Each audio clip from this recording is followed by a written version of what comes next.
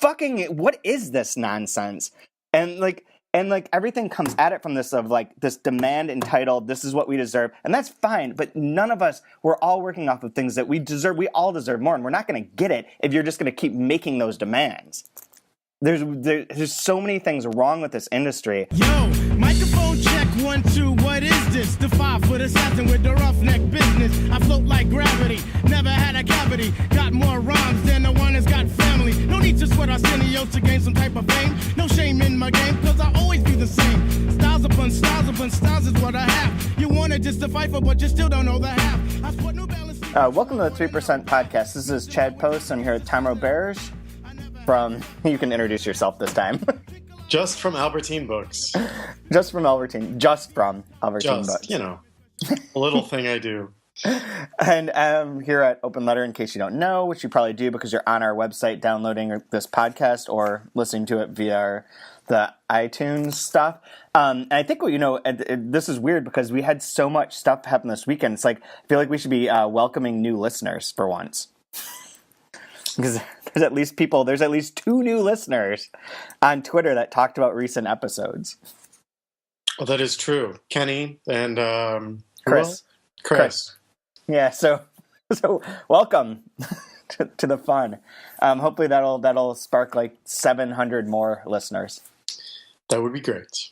That would be fantastic. I have no idea how many people listen to this anyways, but I assume it's not a huge number. Anyways, last time they were here, we talked about the Reading the World Book Club books, and we plan on doing that next time as well for the books this month, which are The Vegetarian and Diorama, which there's information on the website, but The Vegetarian is by Han Kang, it's translated from the Korean by Deborah Smith, and Diorama is by Rocio Cerrone, and it's translated from the Spanish by Anna Rosenwang, and was the Best Translated Book Award winner for last year's award.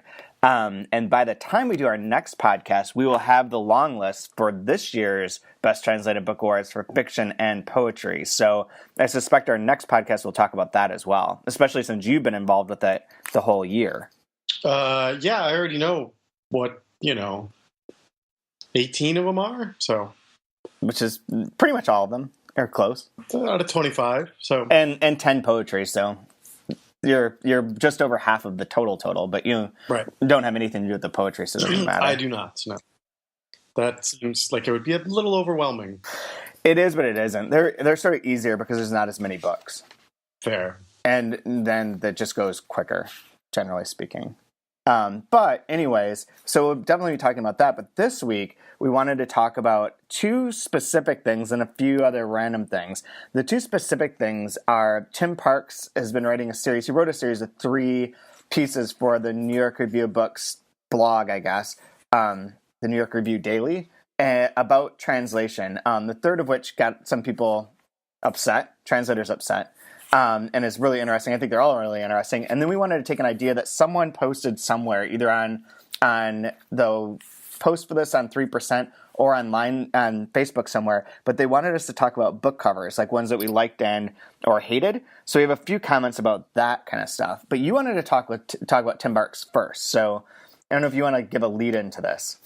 I'm not really sure I'm qualified to give the lead in. I mean, any more than just sort of summarizing why this series of articles exists, which Tim sums up when he points out that, what does he say? Someone from, Leon Botstein, head of Bard College, scolds the New York Review, not mentioning translators. And he goes on to say that he was guilty of this when he reviewed the Primo Levi Complete Works, which is a 3-volume collection including 14 books and involving 10 translators. It's a huge book. It's 3 volumes that are each like 1,000 pages. Yeah. So he basically tries to defend this lack of discussion of the translation by saying that, you never would have had the space to discuss all of that because, you can't. He doesn't like the idea of just, saying the translator's name and giving them the nod and saying it's adequate or whatever and blah, blah, blah, and moving on. He then takes to the first 2 of these articles, which are, 2,000 words each? I didn't actually count. Yeah, I don't know. They're substantial, but they're not, daunting. No, but they are full-on discussions of the actual translations in this book, including like line by line sort of analysis, and they even print the Italian in here, which, okay, sure, part for me to skip right over. They include the Italian, then he tries to explain.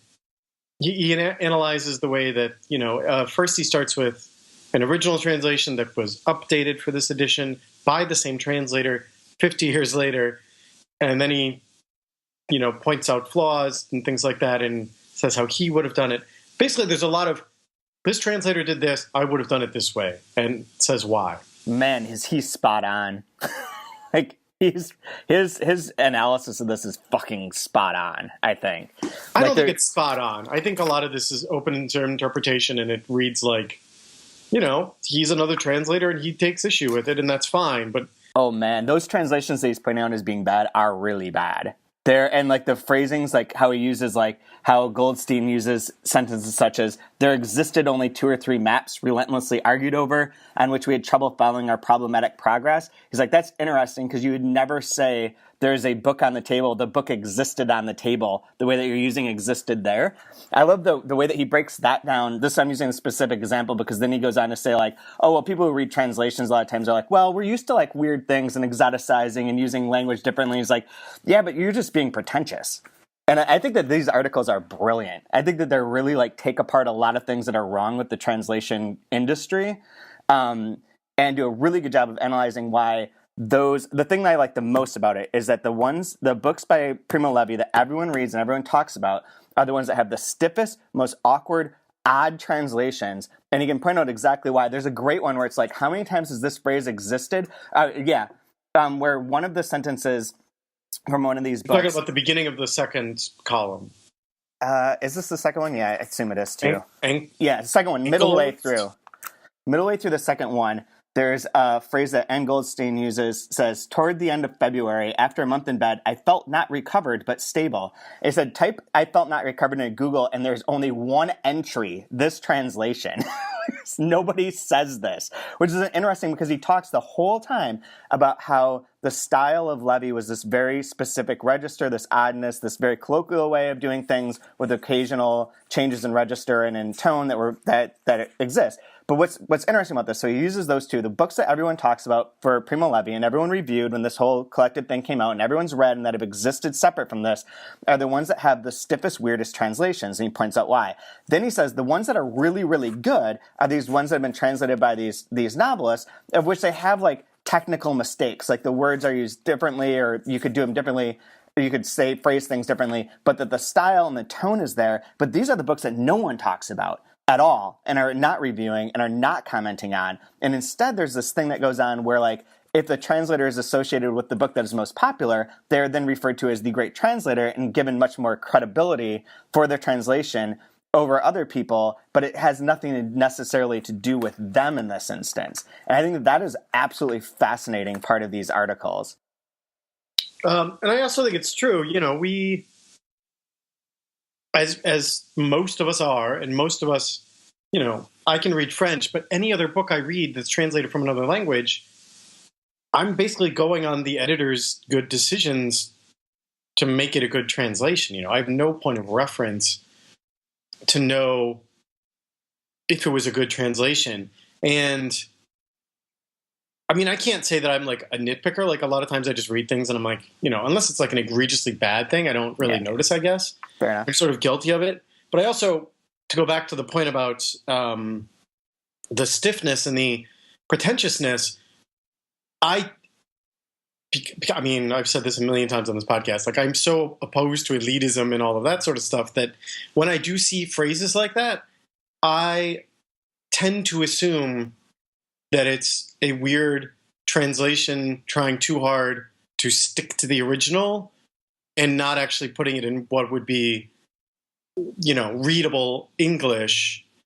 And I'm not saying it needs to be like everyman English, but, it should read like, Like, it should read like Martin Amis, who is a master with language, and you do not once ever think about, oh, that's a weird turn of phrase. Like, you just read Amos and you don't think. Like, you don't stumble ever. He just really puts sentences together really well. And that's the best English translations are a lot like that. And when it does get clunky, I assume it's a bad translation. But it has to be pretty bad for me to assume that, I would say. There's a couple of other interesting points about this, and I want to lead to one more that ties into what you say. But when you're talking about that phrases like that are sticking to the original, in some ways that there's room to debate that's not, that they're sticking away from the original, or that they're too literal, and that literally, if you read that in the original, that phrasing would never occur to you. Because it wouldn't sound like that. It would be completely natural, and it's using words that are natural, and that makes sense. There's some great examples in here, like one with the false friend Latinate cognates, yes. That's a big problem. Yep, and the di fronte part, where it's translated as, basically there's a young girl working in a camp, and the translations of it are like, face to face with Galena, I felt weak, ill, and dirty. In front of Galena, I felt weak, ill, and dirty, because the phrase is di fronte, but it can mean like confronted with, around, nearby, and you frequently would never say things in English like, well, in face to face with Galena, I felt weak, ill, and dirty, versus his like, well, around her. Like the naturalism is lost in favor of something that's not necessarily sticking in the original, but people try and use that term a lot of like, and the Latinate things are insane. Like the phrase one of the most interesting ones is that there's a phrase like, how do you say this? Ankylosed? I just looked at that too. Sounds right to me. I don't know how else to say it. So in N. Goldstein's new translation of the truce, it says, since he had an ankylosed arm.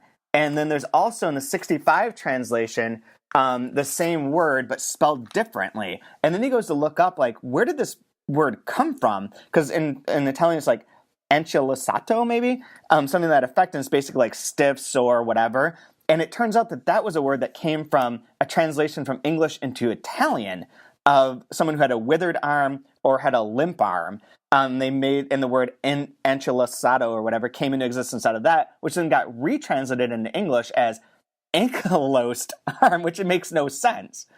Which is fascinating to me, that's like a weird circular bit where they're like, well, we're sticking closer to the original. It's more faithful. But it's like, that literally makes no sense in this case. Your literalization of that is a word that you're translating back into a language, and it doesn't exist.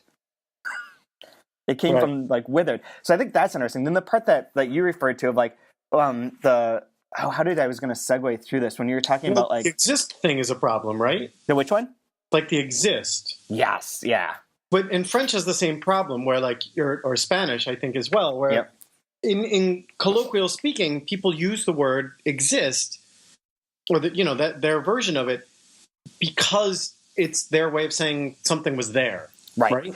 Yep. There's that, whatever. Not every language has the very simple there is, there are sort of thing, and so they use exist, and it's just, you're right. I mean, it's just not. We use it in English as dinosaurs existed 60 million years ago. Like that's what we say it as. We don't say a book existed on the table, like you said.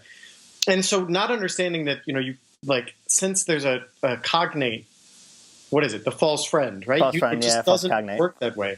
I always, like, at the bookstore, you get people, there's a lot, like, I switch back and forth between French and English all day.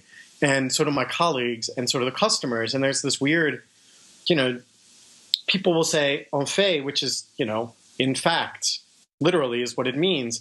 But it's used differently in French and English. And so when people translate it back and forth, it's often inappropriate, right? Uh-huh.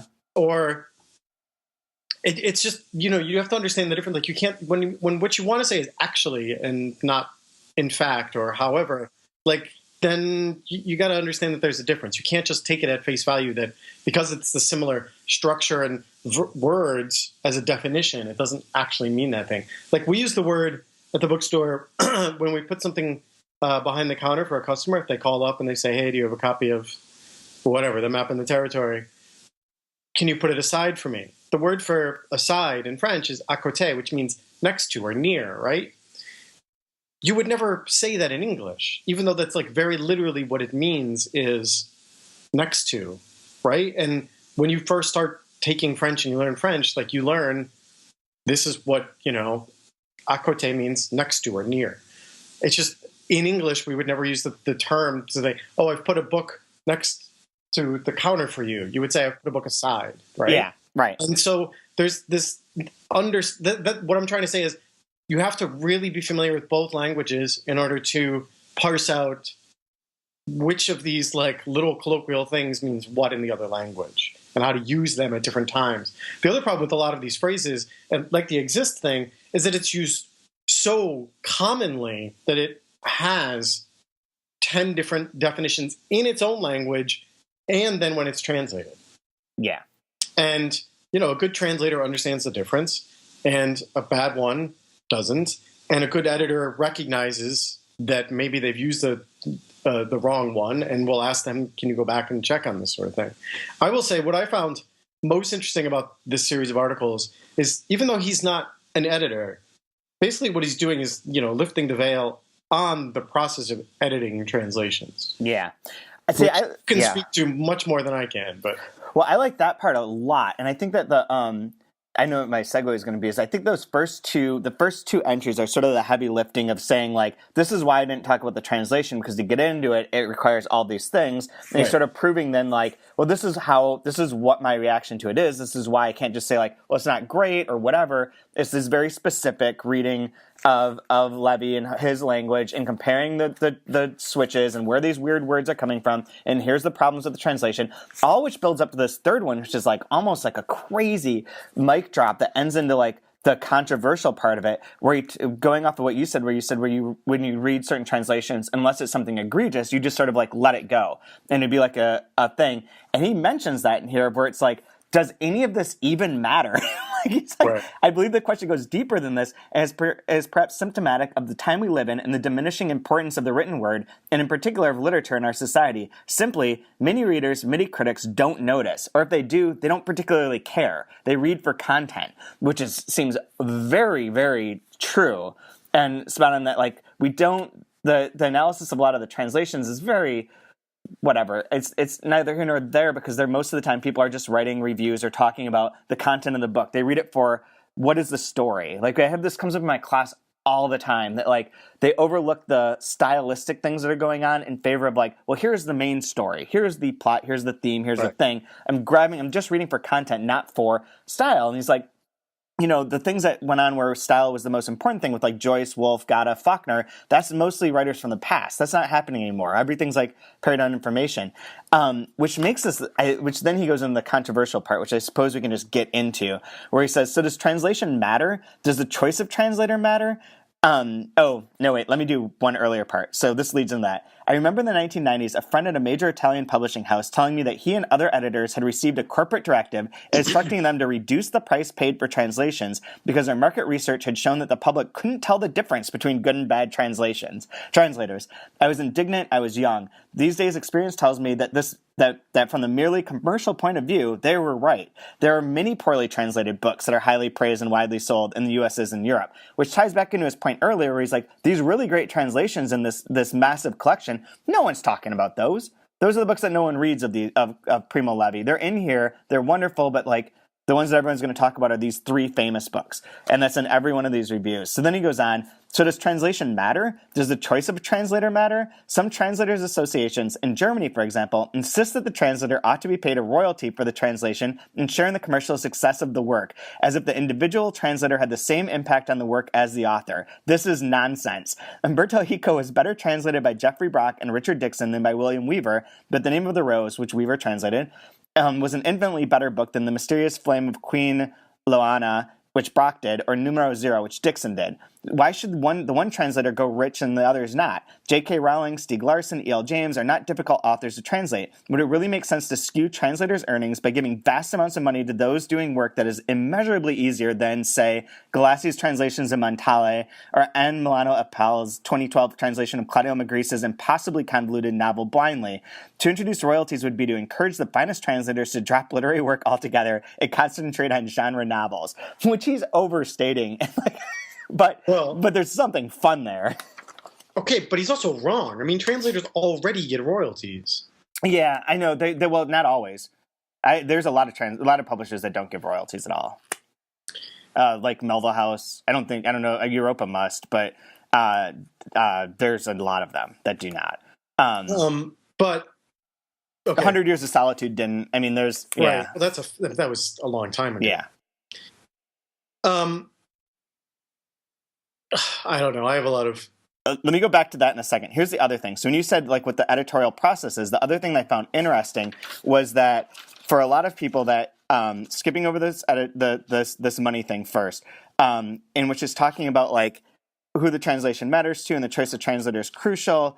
The choice of translator is crucial when a text is of such a nature that a very special affinity and expertise is required. The problem is that it is hard for the wider public or even the critics really to know whether they've been given a good translation, and not easy even for the editors who have the duty of choosing the translator, fewer and fewer of whom have appropriate second language skills. So the inclination is to consign the book to a translator who has some reputation, deserved or not, and be done with it. In particular, there is a tendency to privilege those who gravitate around the literary world as if this were some sort of guarantee of linguistic competence. It is not. And I think that not necessarily in that line of it, but in the line of that these books are the ones that are read of Primo Levi. These translators are therefore like given a sort of credibility of like, oh, well, that's a really good book. You must be a really good translator. Therefore, let me try and hire you and pay you more is a really weird, false, logical steps to make. And I think that is in part how our system operates. That based on if a book was good, if a book was successful, the translator is going to be sharing in that. And that's kind of his part of this of like, they share in it regardless of whether the translation is good or not. Sometimes it is, sometimes it's not. As he's pointing out in the first two articles here, that it's not, these aren't brilliant, wonderful translations, but those two translators are getting the most credit for being Primo Levi and have built their careers on it. And that's interesting. I don't know that I necessarily 100% agree with him, or the royalty thing is like kind of all over the place, but it's funny and entertaining to me. And I know that it'll piss translators off, which I also have to say I take a special pleasure in at this moment. And I like that. But I think that the whole concept is really interesting to look at, because this happens with like, and you know, he's guilty of it in here too. And this goes back to your former employer, is he's like, well, the only publishers that are doing translations are Archipelago and New Directions. We've done more translations than Archipelago has, and New Directions hasn't done as many as a bunch of other people, but those are the two that he praises because he's affiliating certain successes with those presses and then over-glorifying them. And that's how people operate. And it's interesting to pull that back, I think, in regards to translation and say, like, this does happen as well in this world or in this realm. And I find that interesting because I feel like everything in this world is kind of a sham and sort of like the true quality or true ability is like much less recognized than people think it is. There's no meritocracy going on in this world right now. I would agree with that. I mean, a lot of it is not unlike the way authors are sort of rewarded for being media savvy, or, you know, like if we go even further, like the best politicians are the ones who are media savvy and not necessarily the ones with the best ideas or anything like that. I totally agree. What is it? He says something about authors at some point down here. It might have been in an earlier one. But I don't know. I guess my problem is, what if everything you're saying is true? If meritocracy is not really happening, if sales don't, I mean, you have to also understand, like, there's the sad reality that most people don't necessarily want the best books. They just want a book that they're going to like, which is fair, right? I mean, it's like my students. They just want books to make them feel good. Well, I mean, I'm not saying it has to be that, but I know. You know, we can't all be expected to read Faulkner 24/7. You know, like, that's just not realistic. It's taxing, you know, like not everybody is going to like that. And I'm not saying, you know, that if everyone wants to read, I don't know, what is he saying here? Stieg Larsson every day, that's all they should read, everything in that vein and never any harder. That's not good for society either. But so it gets evened out, you know, there will always be people that read the difficult stuff, and there will always be people who read the easy stuff. And unfortunately, the market sort of has proven that the people who read and buy the slice of the population that reads and buys the difficult stuff is infinitely smaller than the other group. And so we're all sort of, as publishers and people promoting this sort of stuff, forced for our own, sake of making a living to sort of try to meet somewhere in the middle. Obviously what we do is way, way, way on the other end of the spectrum from the Stieg Larsson world, but you still have to try to sort of make it engaging. Like you can't just go around the world looking for the Thomas Pynchon in every country and translate that into English and expect everyone to just buy it up in droves. Like that's just crazy. You'll never make any money that way. But, we've done that, and you'll never make any money because no one wants to fucking read anything unless it's these other terrible books. But that's neither here nor there. But my point is, like, you don't get rewarded for excellence.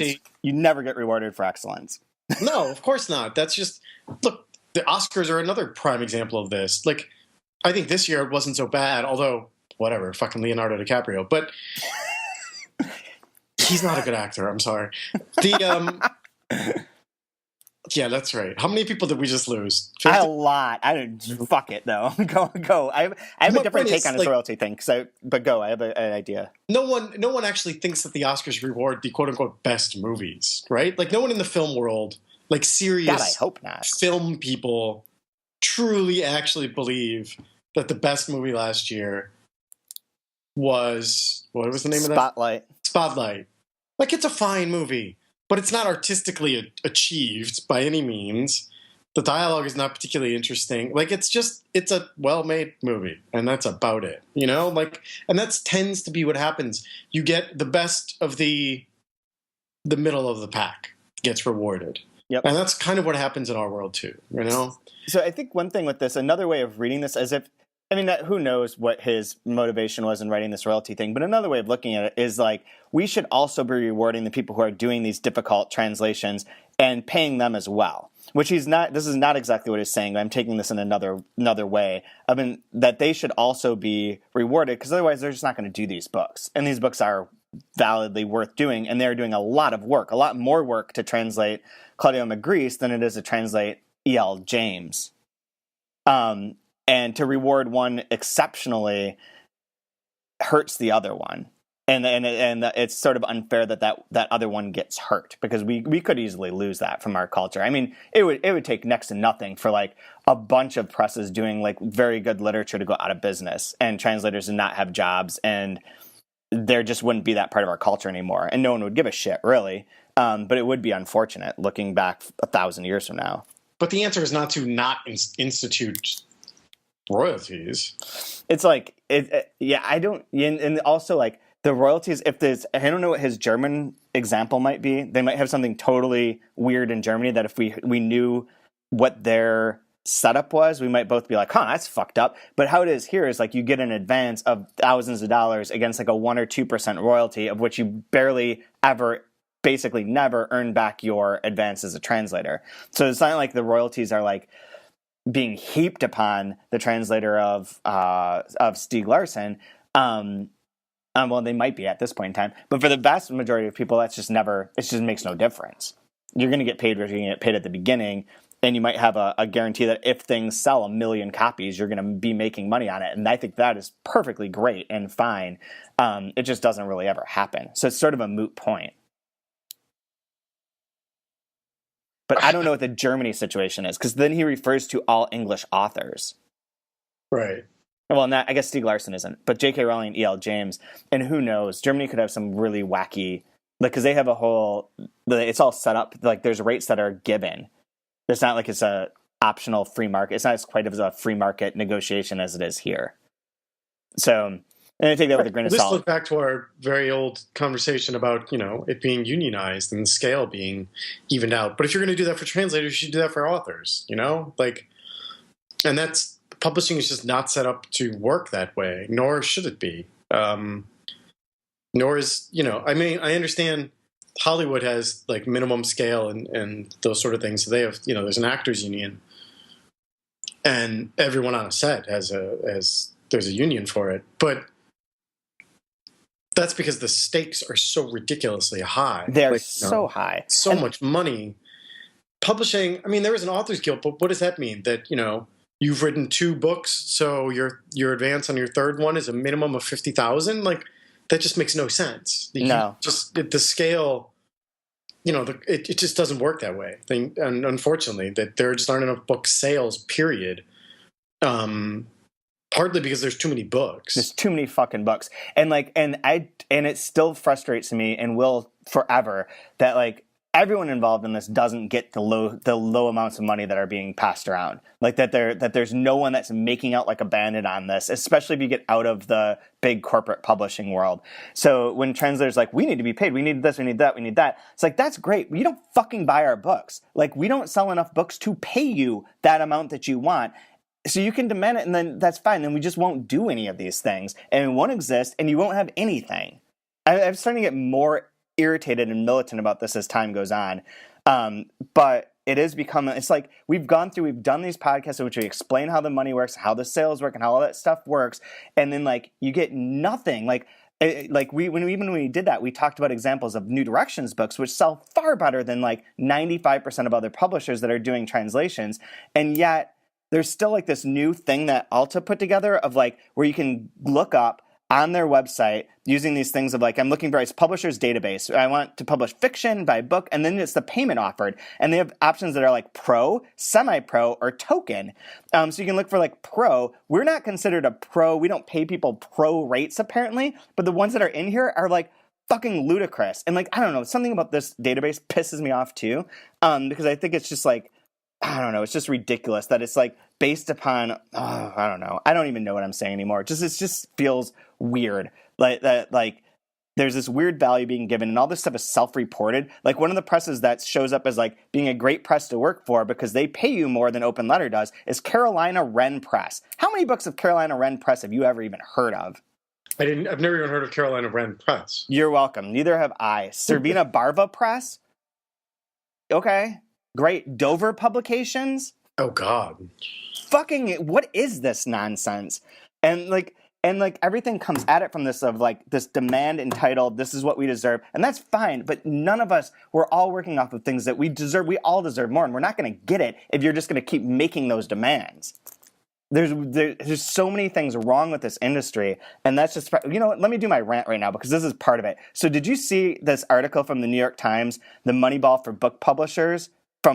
About fucking JellyBooks, which is the dumbest name ever. So this company that used to sell ebooks but failed miserably at it has changed their whole entire thing, their whole entire way, their purpose of their business. So now they give people free ebooks, and then you get it for free if you will agree to let them track how far you read. Like at the end of each chapter, it knows that you finished that chapter and you read the next one. And they're like, look at this. Like, this is like Moneyball because it shows like how most people stop reading books after the first like 5 chapters or like 12% of the way through. But, you know, other ones, if they stay at above 60%, they'll finish the entire book. Now, this is Jeff Klosky from Riverhead made the best comment about this, in which he's like, yeah, so like if someone's given a free book that they didn't ask for, that none of their friends are talking about, they've never heard of, and they don't read it, like, what does that even mean? That's like invalid data to begin with. And secondly, I want to fuck the New York Times for saying this is like Moneyball. This is in no way explaining how you take advantage of inefficiencies in the marketplace, which is the core premise of Moneyball and of sabermetrics and of doing all that. This is not that. This is like basic market research on books that no one wants. That's my rant for this week, but it felt like it tied in there, so I'm dropping it early. Oddly, you calling it Moneyball is really appropriate because the entire concept of Moneyball was basically because the A's had a bunch of players, or the A's had a self-imposed salary cap, wherein they couldn't spend money on players that everyone else wanted. They were priced out, and so they had to make do with bad players. I know. So they had to figure out, okay, which of these bad players is actually doing one thing really well. Let's run some numbers and see what sticks out. Right? Yeah, and I don't feel like this is that at all. They're just tagging that on. And I have two complaints. One is their Moneyball analysis of it is inaccurate because it's not saying like, well, here's the statistic that we look at. Like if you use this at this point in time, therefore people read the book, which would be obnoxious in its own right. But secondly, like this whole testing that they do in this market research thing is dumb in its own right as well. This is like two stupid things coming together and not making something better. Can I ask a question about this data now that we're stuck in this little tangent? Yeah. Okay, so the 3 categories of percentage of readers who finish reading each chapter of 3 specific ebooks. one, these books had a lot of fucking chapters. Yeah, well, that's one of the things, isn't it? Secondly, the first category is how people read a successful U.S. novel. A not so successful one is the second category, which I would love for this to be defined in some way. Yep. And the third one breaks with the model set up in the first two to focus on, and one that has had its marketing scaled back. Scaled back from what? What does this mean? There's no referent there. And also, it should follow the same, if these three are going to be parallel, it's one that people didn't like. That it's not a bad book. Right. It's not saying this is a bad book that people didn't like. It's saying it had its marketing scaled back, as if that were the controlling factor on whether anyone reads it. Does that mean it had marketing for a week and then none after it? Or who knows? Did you look at the books that are included on this? No. Oh, shit. Okay, so let me just name you some of the things that show up here. India Dishonored, Addicted to Food, The Bitter Trade, If You Were Here by Alifair Burke, The Amber Fury, The Swimmer by Joachim Zander, Family Life by someone whose name I can't read, The Elements of Eloquence by Mark Forsyth. Have you heard of any of these? No. No, me neither. Like, if they sent me this, they're like, I could sign up for this right now and be like, sure, send me free books, whatever. I would never read these, ever. What is the usefulness of that data? Yeah. Oh, well. Okay, anyways, book covers, right? No, wait, I want to go back to something. Okay. The main problem, I think, to introduce royalties would be to encourage the finest translators to drop literary work altogether and concentrate on genre novels. That is on the face of it just fucking wrong, right? I mean, that's like, why wouldn't authors do that too? Why wouldn't we do that? Why wouldn't we all go work for Random House or Scholastic or somebody that makes money? If that's how if everything was capital driven, art would cease to exist. Which I feel is always like 7 minutes from now, but like literally. But so, like, to say this about translators is just so fucking off the point. Like, I think the problem is that it's conflating genre novels with commercially successful novels. That is also true. Yes. Which wouldn't necessarily change your point, but it is a weird choice of words, and that's why I feel like this part's sort of weirdly tagged on, and that the point of it is lost. Any point that was going to be made is lost, but everything surrounding this, I feel, is right on. And I don't mind translators getting their feathers ruffled by something like this. Fucking let them. I do feel like a lot of translators continue to get work based on their association with the book that was successful, not because of the translation, but because of the marketing or whatever. That's totally true. But it's true in the same way that, you know, James Fry was getting $1 million advances long after his book was proven to be shit. And you know what I mean? Like, he has a name that sells. It doesn't fucking matter, you know? Yep. Yeah. That's all how it works. Shit and lies. Like, I mean, I'm sure Salman Rushdie still gets millions and millions of dollars in every advance. And he's completely irrelevant now, isn't he? I mean, he's not irrelevant. I think he's a very good writer, but when's the last time he had a true, like, big best-selling book, you know? Like, it just... I don't know, like when I was 7? The advances and the advances based on previous performance clearly don't end up working out for the publisher, right? Yeah. I mean, it's kind of like, to go back to sports, it's like you give somebody a contract based on what they did the last 3 years, but now they're older and their skills are declining, and yet you give them much more money, and yeah, it's a weird thing. Albert Pujols, worst contract ever. That came out last. There was some like ranking of like the worst contract deals ever, and his was the one that was at the top. Which I remember as a Cardinals fan at that time, it was like, oh, I wish he would stay. And then they're like, we're going to give you like $55 million a year for the next 10, each of the next 10 years. It's like, whoa, no, that's good. Yeah. I'm out. Like, that's a terrible idea. You can have him. Yeah. Have fun with that in 6 years when he's like 42 or whatever. Anyways, I don't know if we have anything else on the Tim Parks. I'll link to all these on the post. If you're listening to this and haven't looked online, you can find links to all of them. They're pretty easy. If you just type in New York Review Books, Tim Parks, or Tim Parks translation will come up. But yeah, I want my students, I'm going to use this in my class from now on so that they can all argue about these things and see some very specific editorial things and how people are evaluating the translations. And like, I think these are fascinating for that. And even disagreeing with him makes it more fascinating to me. Right. Anyway, Okay. Yeah. covers. We could go on and on. Let's stop. All right. I got all my anger out, so I'm good. People wanted us to discuss book covers. So I decided we should stick to translation since, that's what we do. And so we picked some covers. I'm going to just start with one that I have opinions on. And this, by the way, this is to say nothing of the books themselves, or at least, it doesn't in so much as what we know about the books informs what we think about the covers, I suppose. But anyway, I'm going to start with the English translation of Kamal Dawood's book, The Meursault Investigation, which I wanted to bring up because this doesn't happen a whole lot, but it does happen often enough that it bothers me every time, and I feel like publishers should probably avoid it. God knows there's probably some politics involved and whatever. But anyway, for anyone who's seen this cover, which is appropriately an overhead shot of a sort of washed out beach, and by washed out I mean the color palette is washed out, and there's a man who appears to be French, presumably based on the plot of the book. And for anyone who doesn't know, this is the book based on Camus' The Stranger. So there's a man walking on a beach and leaving footprints, and he's at the bottom of the frame, and it's so far up that you can barely tell who he is, but he's definitely wearing Western clothing, and the it's meant to be Meursault himself, who is about to go kill an unnamed Arab. So the reason this cover, I'm not saying I don't think it's a successful cover. I think it's appropriate for the plot and for what it is. Unfortunately, I think it's lazy and relies on knowledge of the French cover, which looks exactly the same. Yeah, it does. It's actually more vibrantly colored, the French edition. There's no person on the French one, though, right? Is that true? I swear.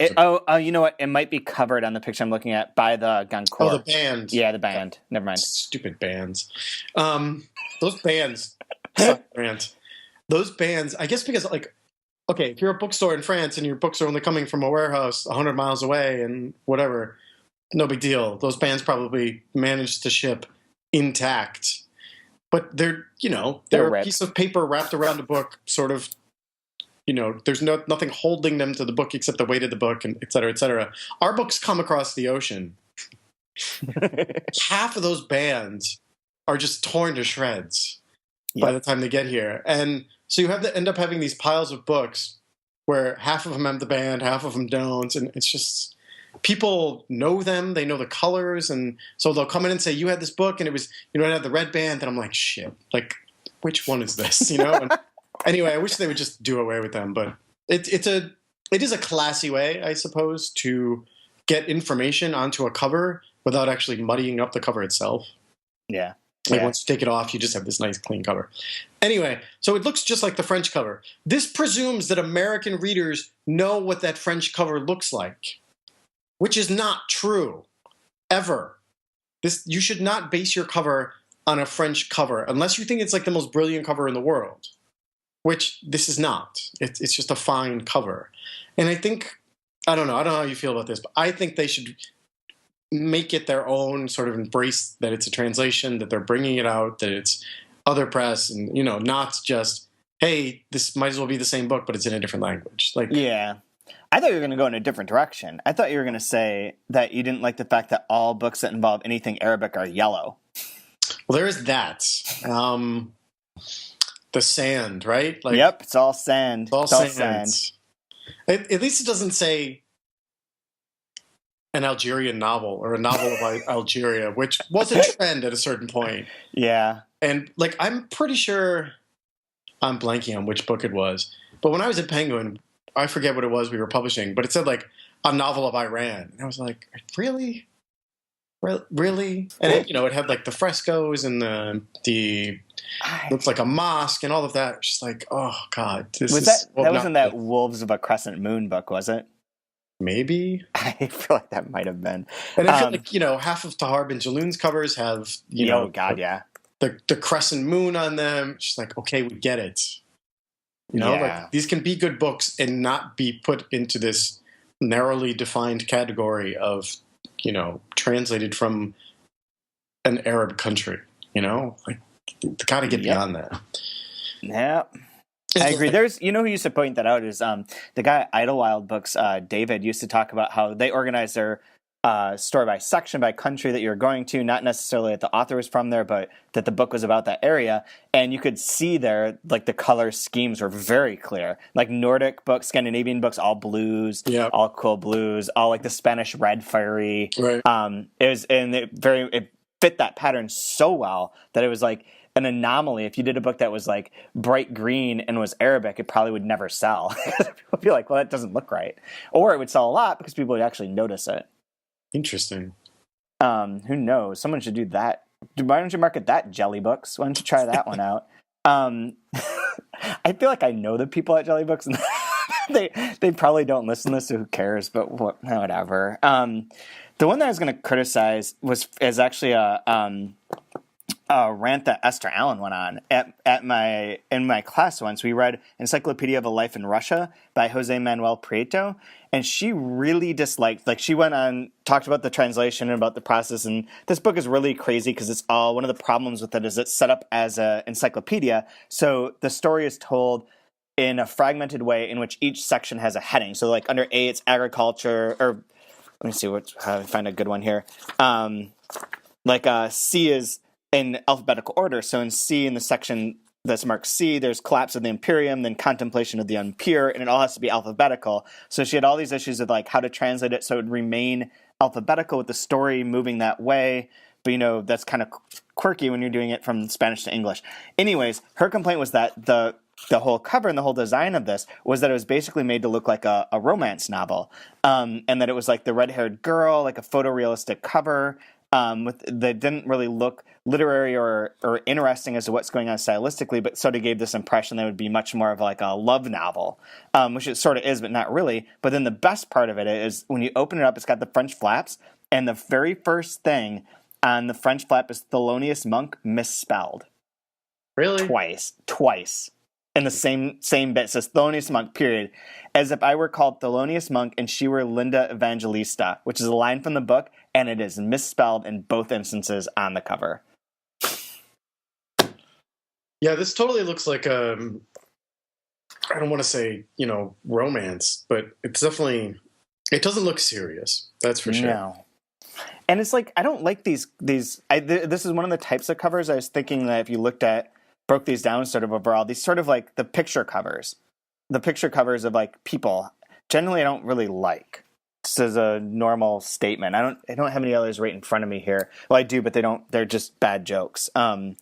But a lot of like the covers of like a person like this always makes me think of something that's either not serious or is like a romance novel or something like that. Like a, contemporary, family affair, making your way through your 20s. What is she going to do? Is she going to find love and find a job? Yeah, I mean, that's what this looks like. Absolutely. Yeah, I don't really like it. Nope. Who's the publisher here? Grove. Black Cat Grove. That is very Grove, I will say that. Take that for what you will. Yeah. Do you have another one that you want to praise? I love the cover of Arvida. Interesting. I wasn't sure if you were going to say you liked that or not, because I knew you sent it. Have you seen it in person? You have a copy? Yeah, I do. The spot gloss is just amazing. It's very cool. I mean, this is so like insider baseball. I get it, but compared to their other covers, this really stands out. Like if you put like a shelf of all of their books together, this would stand out. Oasis. Yeah. Yes. I think so too. I think some of those are really. I like the Ananka Schofield books, like Martin John. Those aren't translations, but of those ones, I like that. So I feel like sometimes the Oasis has really nice covers, but I know what you mean. Some of them are less so. This one is it's just a gorgeous thing when you see it in person, and it's somehow Like, what is the line on the back about Cormac McCarthy? I can't reach it from here. Let me see if it's on. Like a Proust-obsessed Cormac McCarthy, Samuel Archibald's portrait of his hometown is filled with innocent children and wild beasts, attempted murder and ritual mutilation, haunted houses, and road trips to nowhere. Oh, bad men and mysterious women. It goes on. There's more. It goes on and on. But yeah, doesn't that translate into this cover pretty well? Yeah. The mood Absolutely. matches just perfectly, right? From the copy and the cover. Even though this is just an illustration of some weird flower. Yeah. I like the coloring on it a lot. The coloring, all of it. They've got the mood just perfect. That's what I want to say. Yeah, I agree with that. When I was looking, well, let's talk about the infatuations, because I know you have stuff to say about this, and then it can segue into my thing about series. But so you sent the infatuations, the book cover you want to talk about, and there are two of them. There's a hardcover that's basically the white shirt. No one's inside of it, but the white shirt and the text is kind of in between the buttons. And then there's the new paperback version in which it's like a coffee cup that's cracked, but it looks like it's spilling, but it looks like it's spilling the design that's on the coffee cup. Yes. Or teacup, I guess. Teacup's a better description. Yeah. First, the hardcover. You have to have read this book to appreciate this cover. And even then, you really got to work to figure out why this is the cover. Yeah. That should not be how this works at all. It should be the other way around. It should be appealing. Right. It should bring you in, give you a clue. Yeah. Don't you think? Yeah, probably. I mean, I didn't dislike this cover. It just seems like because it's sort of Javier Marias. It's like clean and formal and fully buttoned. I think that's the point, is that it's buttoned up, right? And that's the narrator's perception of this life that she sort of, investigates, this couple's life that she investigates. Right. I mean, she thinks that they were buttoned up and they had no secrets to hide. And lo and behold, That's not true. But again, you have to have read the book to understand that. So I don't know. It just seems you're asking the reader to take a huge leap of faith. Yeah, I think the fact that Javier Marias is like 19 times bigger than the infatuations, I think is maybe the point. Which is true. Yeah, that's not it's not a bad thing to put all your money on his name instead of the title. That's for sure. But I forgot that this was a National Book Critics Circle Award finalist. I did too. How do you feel about the paperback? It's an interesting image, I suppose. I guess it sort of makes sense within the book as well. It's sort of like this cracked coffee tea cup that bleeds outwards or whatever. It's got a sort of blood vibe to it too, which makes sense. But it looks like a generic Random House cover to me. It looks like a Random House. You put big name, big title, international bestseller, some circle for the award, and then an image that you found. Right. I mean, to me, this looks like art that, like a ripoff of Duchamp 50 years ago. And I'm sure that object is like really like beautiful in person. I bet you it's not. I bet you it's plastic and that you can buy it as a joke to give to people. Well, it had to be an original at some point, which I'm sure would be pretty. Like if this was a one of a kind, if that's a certain kind of special clay and the glaze is gorgeous and that's hand painted and all that, then that could be beautiful. But as a picture on a book cover, it doesn't work for me. No, it's me just either. So cliche at this point. Right? Yeah, I agree. When I was looking last, sorry, go on. I was going to say, so what do you think is the biggest cliche? Like the weird art object or the children's toy? Oh God, both of those, or like the person walking with no head.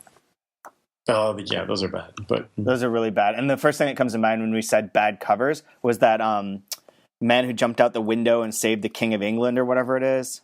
You know what I'm talking about? No, I do not. Window. Let me see if I can find it. Window. Jonas, the 100-year-old man who climbed out the window and disappeared. I think that's it. What came up here, of course, was the movie and not the book. It's like one of these. Yeah, so it's the guy. It's not with the. It's not. He's not like headless, but it's the guy walking carrying a bag. I don't like any of these walking things. Oh, yeah, I don't know. I don't like people like that. I just don't care. But yeah, I think of the children's toy. What's that? Huh. So we have these books in French at the bookstore. I didn't realize. They're Swedish, aren't they? Well, yeah, but we have them in French. They're bestseller all over Europe. So. Yeah, because people love shit. Like The Girl Who Saved the King of Sweden. Like, there's nothing about these books that will ever convince me to read them. And this covers look to me like the sort of quirky. Oh, this will be a fun romp. Which I don't go for. But I think of those two that you're naming. I think the children's toy. I think that signifies like a sort of hipster quirkiness now, and is super cliched to me. Yeah, I forget what I was like when you were telling me about covers. Oh no, I know what it was. You sent me this BuzzFeed thing, this list of 34 random book covers of 2015, and they feel totally random. I mean, there's also literally no discussion. No, it's like here are 34 great book covers because we said they were great, and no discussion at all. Nope. But there was one. Where is it? There are some good covers in here, but yeah, and some of them are not. Most I don't are think not. they are. I think most of them are on there because they're books that they liked and that they were supporting, and they also had covers. Yeah, that's the Mio Quota one is garbage. Yeah, I mean that's yellow too. Fucking yellow. Africa, man. Gotta make it sort of sandy and like African with the Edgar Carrot cover. Yeah, I wonder if that's where you were going. Oh, yep. God, I hate that cover so much. That cover is like I get Brooklyn like, art. That's his style, quirky and a little weird, and like why even give it a title at that point? Just be like Edgar Carrot. Here's a pigeon with a slingshot. Like Carrot, who gives a fuck? We're good. Do you like the color of Alexandra Kleeman? This isn't a translation, but do you like the cover of her book? I think it's eye catching. I appreciate that it's not an image, I suppose. I mean, it is, but it isn't. It is. I like the throwback text, even though it has nothing to do with the plot. I like that the body that is there is so far in the background, and I mean, it's I don't know. I like it. I think it's eye catching. Which is a huge, huge thing in a bookstore. Yeah, I think it's eye catching. I'm not a huge fan of the throwback text because it has nothing to do with it. No. But whatever. That one's on there, so I wondered. But the thing, when I was looking at the books last night and on my shelves trying to find ones I liked, the only ones I really were first compelled to was the new releases of the Nabokov books. I forget who the guy is that does those covers. It's probably famous dude. I don't know who did these. It's got to be on here. But they're the ones with like the box inside. So each one of them has like a sort of it's like a box inside of the book with like a artistic rendering inside of that. I realize that what I like are ones not necessarily even anything with this specifically, but the way that they feel together and they give a certain look together as like a line. That there's the new Calvino books have the new covers too, and I don't like those as much because they remind me of like Shel Silverstein books or something. Yeah. But like I still like I appreciate when they look together, and I remember this the way they look together when they're matching as an author, and I remember this as an article that Peter Dimmock wrote for Context at Delkey a long time back when he was working as the academic marketing, I guess, vice president at Vintage, and they're talking about putting the covers on like the Faulkner books and how the most important thing in their decisions were the driving force, the driving criteria was whether or not this book would make you feel smarter for having bought it. And that was kind of the vibe that they wanted, was that it would make you feel as a consumer like you were a better, smarter person for having this on your shelf. And I feel like I might be sort of a sucker for that. But I do like these Nabokov ones. And I like the Kobo Abe ones that are like, they have a very distinctive Kobo Abe feel to them. Mm-hmm. Like the Boxman, The Face of the Other, Secret Rendezvous. And they all match as a series, but they're not identical. But they have this sort of like almost Japanese surrealist quality to them, and I like those because I just like the look of them. Which I don't know what you think of either of those, but it made me start thinking about the series overall. and how like some of the presses that we know most, like Archipelago, New York Review of Books, Europa editions, to a lesser extent, Two Lines. Well, Two Lines does too. Has like very distinctive, like, this is their cover and this is what is going to denote their book. And I wondered what your take is on those. Like, I was going to ask you if you're willing to go along with this. I'll name one of those and you give me a reaction to what you think of their overall design. It could be a number or a sound. All right. Which is problematic, but you know each one of them. How about we do it this way? Okay. Why don't we rank them between New York Review Books, Archipelago, and Europa editions? Not Two Lines? Two Lines, I'm looking at them now, and that's not enough of a standardized thing, I don't think. Which ones are you? You're not looking at the middle thing, right? No, but if you, like, the Marie and Di cover doesn't follow that format, and that's... Oh, you're right, that one doesn't. Right. All the others do. They all have the box with the picture. Do they? All of them? Yep. For sure? Yeah, because those are all of them right there. If you're looking at the catalog. So there's Quiet Creature on the corner, The Boys. It's the box around the title, the text of the name of the author and translator at the bottom against a background of an image. Mm. So I don't feel like they have enough books to... They don't have enough books, so we'll leave them out. We'll leave them out. So it's Archipelago, New York Review of Books, Europa. Anyone else that fits that? Like true series design? I don't think... Yeah, because the other ones do but don't necessarily. So like ours do but don't, and Deep Vellum does but doesn't, and Other Stories has the same thing but not exactly. New Vessel. So okay, so those three. What's your ranking? I think New York Review of Books is the best, hands down. I think what they do with their design is most effective. Mostly because of what you said about, do you feel smarter having bought it? Yeah. And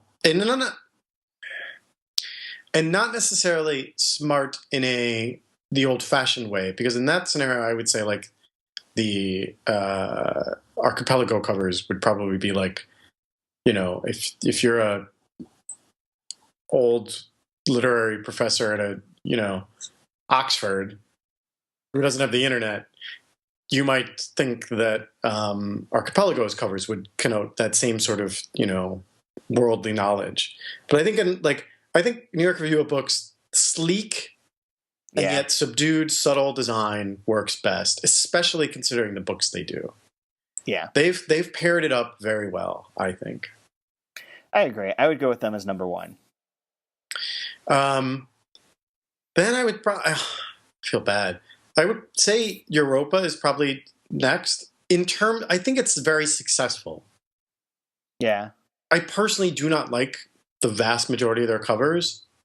Agreed. I do like the stuff they do with their noir books because, I mean, maybe I'm just more... But it's got a darker palette and, you know, there's usually something more interesting on the cover than the ones that I wouldn't consider, like the more just straight literary things or the non-literary but sort of commercial things they do. I feel like they've managed to make that design connote something to readers who may have read one other of their books, and that the goal is to convince them, hey, you really liked Elegance of the Hedgehog, or you liked one of the Ferrantes. This is similar. This is from a similar part of the world and a similar sort of tone and intelligence. You'll like this one as well. I feel like it works in that way, right? Uh-huh.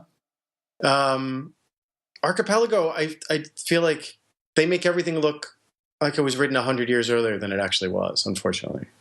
Yeah, I agree. I think that it's like, it feels less integrated. Yes.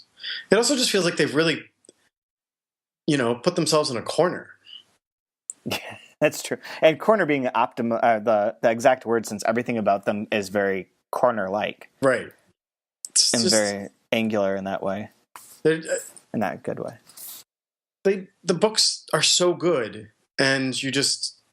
I mean, me personally, I just feel like picking them up is like being back in college, and I don't want to be back in college, you know? Like, it feels... They do the covers that Barbara always used to say. It's like, we hate being thought of as like... We don't want to publish books where it feels like, hey, eat your vegetables, right? That's what Archipelago says to me. Yeah, I don't like their galleys, and I'm happy to say this on here because I've said it before. But I don't like their galleys because they don't have jacket copy. Oh, I didn't know that. They instead include a sheet, which I always lose because fucking I lose everything, that has the description of the book on it. But once that's gone, the book itself, like I have one that just came in today, The First Wave of Tale of Polygamy by Paulina Shiziane, and there's no description anywhere in this book of what this is at all. There's not even, I can't even find an author bio. There's not one. If it is, it's not in the front or the back, so it would be nowhere. And I think that's a mistake. I think that these should have information on them. But I mean, it is just the galley, so who cares? But at the same time, like, I feel like they started doing that at some point in time and just wrote it. Right. I don't know how I feel about that. I mean, I tend to, I don't know. I want something. It is I want to know. I mean, you're clearly giving them the benefit of the doubt because they've done such good books in the past, right? Yeah. As a reviewer, right, or bookseller who's getting a galley.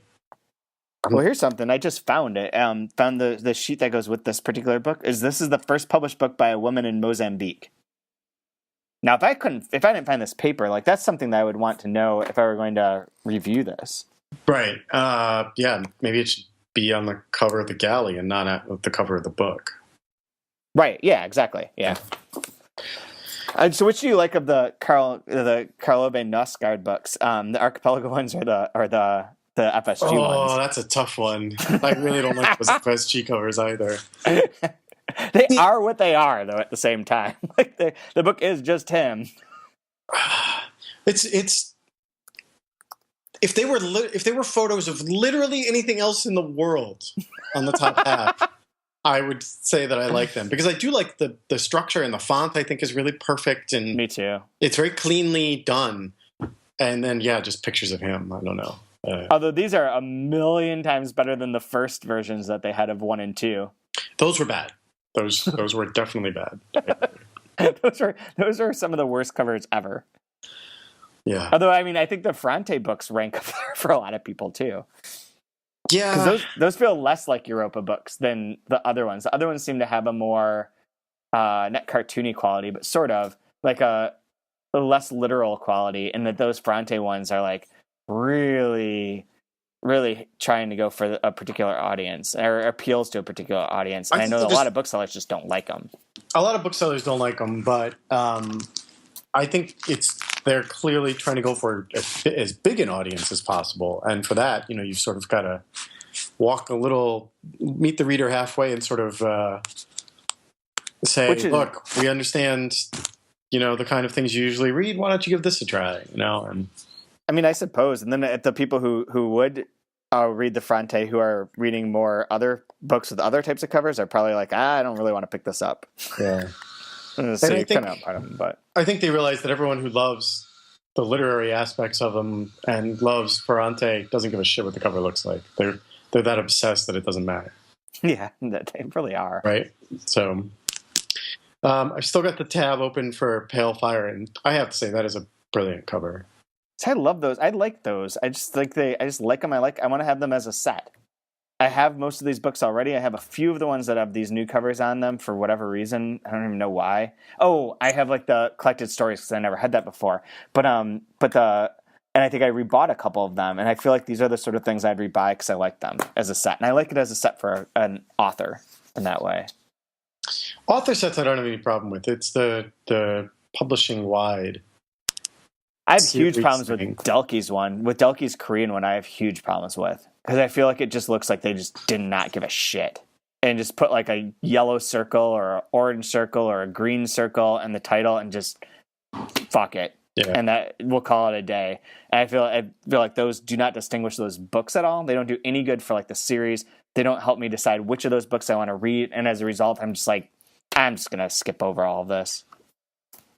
Which I think is really the anti what you want to have happen with your covers. If you're going to do a series. Yeah. Can I ask you what you think of the Penguin Classics design? The new one, right? Not the green one? Yeah. New. That's like 20 years old.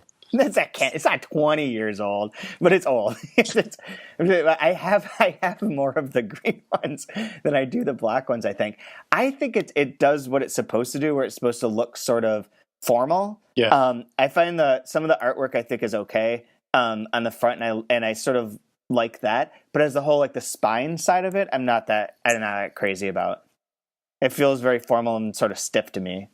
But I like some of the artwork on the front. The artwork, I as these things usually go with me. Anyone who knows me, like, of course, I make friends with like the low people in the art department who are, and blowing up a secret here. When you work at the art department at Penguin, if you're new, you get Penguin Classics covers. You don't get to do wonderful like open-ended things. They give you a title and say, okay, here's the format. The Black Spine Classic. Pick an image, and you're off to do some image research, basically. But yeah, I always the people, it's all the younger people in publishing. When you're fresh-faced and you have all these ideas, these people knew a lot about art and images and things like that, and they always came up with really cool covers. The number of covers I've seen for Penguin Classics that came out when I was there that were infinitely better than the editions that got published is really sad. And you're dealing with like these estates and God knows what, and there's often like an academic who sort of shepherded the thing through, and they're old-fashioned, and you're just like, man, you people just don't understand that this cover this person came up with is amazing, and it's just going to get thrown away. It's really and of course, I don't know if anyone, again, more packaging meaning, results. One of my good friends was a book cover designer for a long time, and he's like, yeah, the worst thing to say in a packaging meeting to a designer, because they don't know it's just not true, is when someone comes up with a good design, they're like, oh, we'll save that for another book. It's like, what other book? You have this book right here, which this is perfect for. You can't just like recycle it for another cover for another book. Like that, it just doesn't work that way. But it's like this weird way of telling the designer, you did a good job, it's just not right. Right? It's like this weird, very bureaucratic, diplomatic way of saying, good try, basically. Anyway, we've gone way too deep into the cover discussion, but.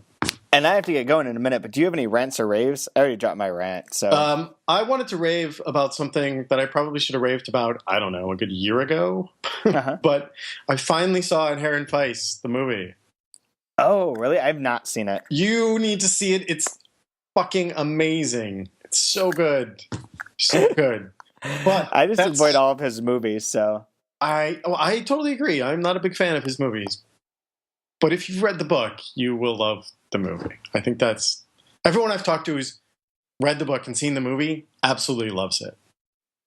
I will see it at some point, I promise. It's really good. I mean, I saw Carolyn Kellogg last week when she was in town, and we talked about it for a good half hour. Like, it's a damn good movie. So anyway, yes, if you haven't seen it, which I assume a lot of people who listen are a lot like us, where like we get caught up in these other things, and it takes us a year to see a movie we should have seen. Very true. So I did want to read. We got an email from our good friend Doug at McNally. Oh shit! I didn't even see that. He predicted that we would get a lot of letters in response to our last podcast, in which we quote unquote dissed poetry, which I didn't think we did. Yeah, we didn't really diss poetry. We just said that we weren't knowledgeable about it. He also points out that, I did say that I don't like Clarice Lispector, which apparently no one wrote in to say anything about. I think that's because no one ever writes. They would probably if they could tweet it at us directly instead of like at us individually, but at like the 3% podcast had a Twitter, they probably would tweet it because that's a lot easier. Right. So they would just be like, "Fuck you, you're wrong." But his email ends with, and don't make fun of the New York Times virtual reality app or the cardboard viewer experience. The kids and I are addicted to it. Someone else commented on that, actually. Oh, really? And explained part of it. Yeah, you can do it with or without the cardboard thing. However, they said that it takes a long time to download it. Where is this? It's I know what you're talking about. The app itself is like gigantic, right? Like on your... I guess I got the app, yeah, and then I promptly did 0 things with it. So So I did not investigate this at all. It says, what's really onerous is that you have to first download the New York Times virtual reality app and then download each story individually. I guess that 360-degree video takes up a lot of memory, but I can confirm that once you download the video, it lets you choose between using the Google Cardboard viewer with the special lenses or just moving your phone around. If anyone has a suggestion on how to watch these videos without looking like an idiot to everyone else in the room, I'm all ears. Yeah. Which I can imagine. There was one other thing that I was going to ask you. So what is your take on this, what you call it, the Kickstarter where the person got their Kickstarter to read Jonathan Franzen banned? I mean, it's all a big joke, right? Like, it hardly bears serious discussion. That said, it's kind of how I feel about Jonathan Franzen. So... You'd have to pay me. You'd have to pay me, what is it, $100,000 to read breakup stories? But which I didn't even know existed. I didn't either. I'm not even going to investigate to look what that might be because I don't want to know. But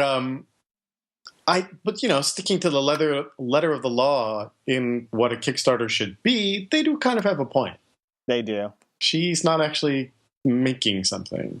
It's not like anyone else misuses Kickstarter. No, not at all. Of course, that $100,000 potato salad or whatever the hell it was. I mean, granted, they did make a product, but then the one that I have problems with are the businesses. I've gone on about this so many times. Yeah, but people have. Yeah, I feel like do that, and there's a way not to do it. Like Greenlight, for both of their they're opening a new location, does community fundraising, which are loans, not donations, and so these people will get their money back.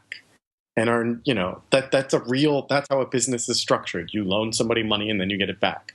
And then in addition to that, they get a discount, right? Like, I don't know, the donations that just sort of vanish into the ether and you get like a coffee mug. Like, I don't know. I'm more than happy for people to donate. I feel like for businesses that are like explicitly like you're donating so that they can start a thing that you can give them more money for are the ones that are more problematic to me. Right. And not like ones that are very clearly profit making businesses. It's not like they're adding. It's not like they're building. It's not like your business is to like build, playgrounds for people in Zimbabwe. You're like, I want money so I can buy more liquor to sell to you. Right. Right. Again, that's you should ask for loans, not donations. That's a very different thing. So I've got to run. But this is a nice long solid podcast. I'll get this up. With all the links that I can think of, and I'll show you the list when I get them together. Okay, and I guess next time we'll talk about The Vegetarian. Did you read it? No, not yet. Okay. Did you read the poetry? I read the poetry. I read the Vegetarian a long time ago. No, I have a copy of Vegetarian. I will get to it at some point. I did just get my copy of the new Javier Marias. Oh, nice. From the UK. I also have the Don DeLillo I want to read, so I got a lot of things. I have to read stuff for my class. I have like Oblivion, this book by a Greek author that's like there's something good will happen, you'll see, and then Beauty as a Wound is the first one, and that is taking me a very long time. Wait, Oblivion, the David Foster Wallace collection? No. Oblivion by Sergei Lebdev, that's Russian writer. No, I've read Oblivion. I've read that before. Well, I was going to say, I'm so jealous of you if you're reading it for the first time. Like that. No. It's so good. No, and I'm looking forward to Oblivion in the Greek book, and I don't know. This other one's fine. I don't know. Whatever. I'll complain about Beauty as a Wound on a different podcast. Fair enough. After I convince my students that it's worth reading. Hopefully they don't listen to this podcast. I don't think they listen to anything. Like I've asked them so many times if they listen to podcasts or how they find out about books, and it's completely random, and they never listen to podcasts unless it's Serial or there's one other one that sometimes someone will mention, like the WTF. Those are the ones that will come up. That's a podcast? Is it the Mark Maron thing? Oh, is that what his is called? Okay. Isn't it though? I didn't know that. I don't know. I mean, I know his name. I know who he is. I didn't know it was actually called WTF. Yeah, WTF with Mark Maron. Got it. Yeah, it's basically that. World, man. Okay, I gotta go. I'll talk to you later. All right. Thank you. Bye. Bye. I know I'd be the man if I cold yank the plug on R&B, but I can't, and that's wrong.